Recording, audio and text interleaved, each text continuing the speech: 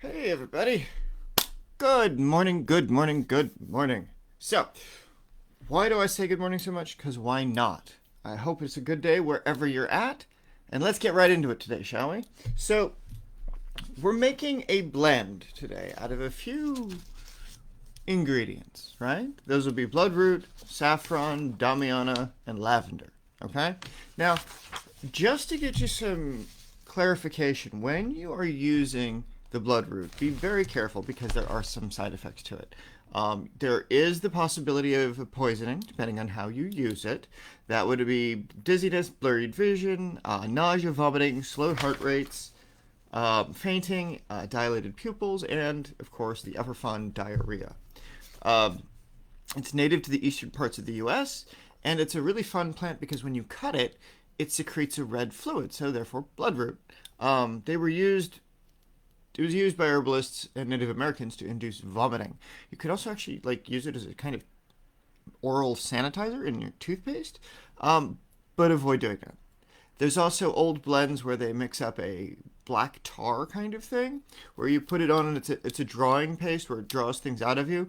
Careful because that could actually disfigure the skin if used. So just be careful on your preparations with that. Mine's going to be the whole root, and that is going to be our first ingredient today. So that as a little bit of this goes in, I mean just a little bit of this, because we don't need very much, it's actually supposed to bond all of this stuff together. So we're making it what accounts to a magical blood flow. The flows the current that connects earthy things to spiritual things in the same way that your spirit is connected to your body via your blood and the line of time and all that shit that goes on inside the corpus of humans, right? Corpus being the body in this case. So then we're going to, with those energies, we're going to use lavender to bond the spirit. All right? Now, this is fun because lavender is, if you don't know it yet, is really good for making sleeping things or relaxation stuff. They actually used to wash boys' clothes with it back in the Victorian age, but it also reduces testosterone. So be careful with that, boys. You can also develop gynecomastia if you use too much of it. So you might end up with some man titties. It's your choice. But it's designed to communicate with spirits. In this case, we're bonding spirit to the ingredients. So when we write our petitions, when we use a conjuration, and we need to attach a spirit to a purpose, and we're going to use an ink, this will be the blend that I use to do that. So that's what I'm going to be using it for. I'm not looking for it as a smokable. I'm not looking for it as a tincture. I'm not looking for it as anything more than to use as an intermediary between attaching my desire to a non-specific object. So if I have to write a sigil on something, or if I have to create a glyph, or if I have to create an array, I would use an ink like this to be the thing that bonds the spirits that I'm working with, or the anima mundi, the spirit of the earth, to that thing. So that way I can work with it. Then we're going to get into Damiana, is what I believe I'm going to have next in here. Drawing spirits. Yeah, I'm going to actually put saffron before the Damiana. So saffron's fun. This is a thing that comes out of southern Europe. It takes about 50 to 75,000 plants that they have to handpick each of the little stamens out of the little red parts, and it can sell as much as like $5,000 for 1 pound. So we are going to use just a couple of these, and if you can't see it because of the lighting, but they're very tiny. Just a couple of these. They're designed to be it's really fun. They can be baked into the cakes for the goddess Ashtoreth, which, if you know anything about your Goetia, Esteroth, the demon of the Goetia, is the goddess Ashtoreth, who was converted into demonic form and corrupted and shit by fucking priests and shit like that. It corresponds to the moon, or sun, Mars, Leo, fire. It enhances psychic abilities. It's also good for wealth and power. It represents a type of rarity. So when you're using it, it's the refined applications of these things. It's not the everyday and common. It becomes a sacred writing. Okay, so again, use an ink to connect spirits or to write petitions to the dead or to different spirits. So if you're going to create a pacting ink, this you could use as an ingredient for that. And then Damiana is the Venus, Jupiter, but also still fire. So that's going to be the last ingredient. And then that stuff doesn't need much. And so with that, you can smoke Damiana to get lucid dreams. You can use it as an aphrodisiac. I remember working at this adult store out in Georgia, and they had for a season chocolates that had some of that shit mixed into it, and everybody loved it because it actually worked. Be very careful when you're doing anything that is smokable, consumable, those sorts of things. The herbs I use are generally not for those purposes. They are for ink. They are for oils that get put onto candles or get burned up in some other capacity that is not consumed by people. So that way it's safer to use. But like I said, so this one, we are going to bond the energies of the spirits of the rare potency towards the desired outcome. So we are taking a focused thing, and we are, from all the spirits, we're taking the rarest ones. We're taking the singular ones. We're taking exactly what we need, and we're not taking any more than that. So when we use this blend, it allows for that.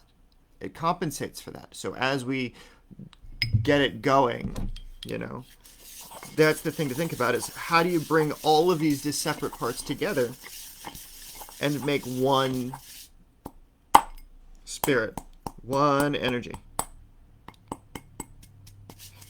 And then you just go. So the thoughts I'm going to use, like I said, with this one, this is going to be a good pacting incense. Or a good pacting, smells delicious. It's like Vicks Vapor Rub, if you ever. But ladies that are pregnant, you want to watch out for any drugs that you're on, so that way you just want to make sure that your area is clean and stable before you start fucking around with this stuff. Just be careful, guys. That's all I say. It's like, yeah, these are magical herbs, but they do carry some risk if you're not careful with them. It's like, you could also add in a little bit of the yew plant, but that you have to make damn sure that you're never going to inhale any of it. Like, that might be one ingredient that I use when I make the ink finally. And I actually mix the ink to its, like, God, what would I use? I would use India ink, more than likely, to get the black, because that's the primordial shape of the potential.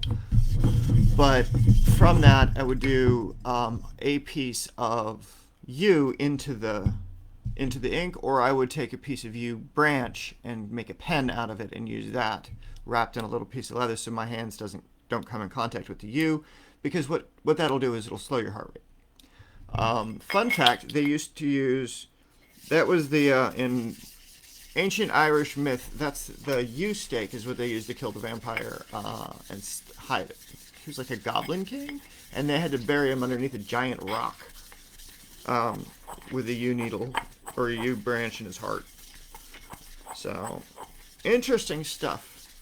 Druids are interesting people. Mad respect for druids.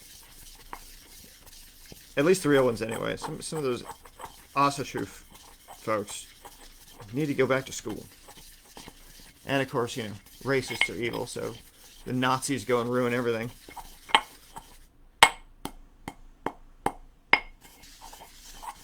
And you just want to make sure that it's all nice and ground up. And like I said, this is going to be mixed into an ink for pacting things or bonding things. So that way, as you go through your day, if you have anything that you need to write out sacred and send it off to the spirit world, a blend like this would be able to do that. Because again, lavender is good for cultivating the relationship between you and the spirits. So that way what you do and how you do it gets projected out. So as you go through and as you move through with manufacturing these blends in your own home for your own studies and purposes, that you are actually doing it safely. There we go. And so this gets put in a jar, which I put the belladonna. We always have to watch out for these things, you know?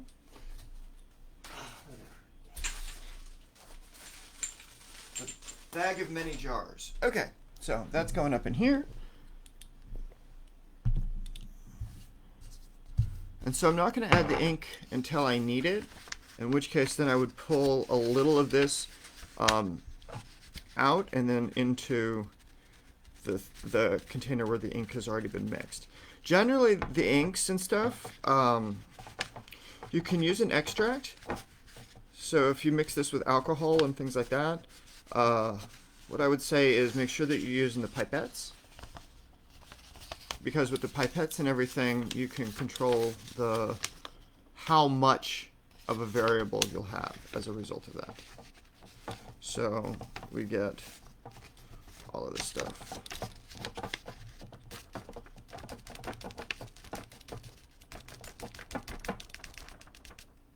Done.